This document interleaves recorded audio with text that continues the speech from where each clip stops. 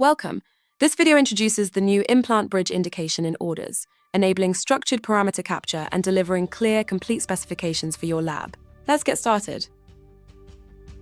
Implant Bridge is added as a dedicated order indication, collecting the required parameters in a structured form to deliver a clear, complete lab order. Span and retention method are captured alongside abutment and bridge information, all in one pass. This reduces reliance on free text instructions, decreases the need for ad hoc custom orders, and supports cleaner intake at the lab. By standardizing these parameters, the workflow provides the right structure for efficient collaboration across the broad variety of implant and bridge cases. Let's see what the Implant Bridge order looks like.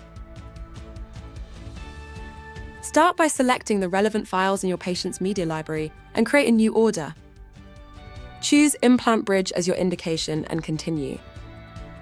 Select whether the implant bridge should be abutment supported or metal framework supported. Then specify the position of your implant bridge. The order form now asks you to complete the required parameters for the abutment. Choose implant manufacturer, implant line and name, or bridge retention type. For the implant bridge, you can also select material class and tooth shade if you choose to have it manufactured. Once confirmed, review the included files and add other files for the case if necessary. Choose the desired service provider as well as delivery date and time.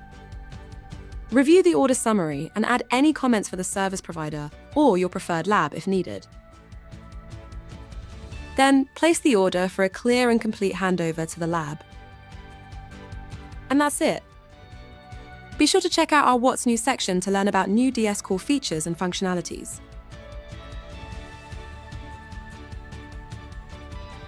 Thank you for watching.